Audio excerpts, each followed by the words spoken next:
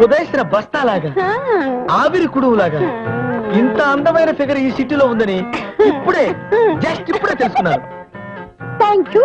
కొందామా? తిందామా? జంతగా. ఓకే.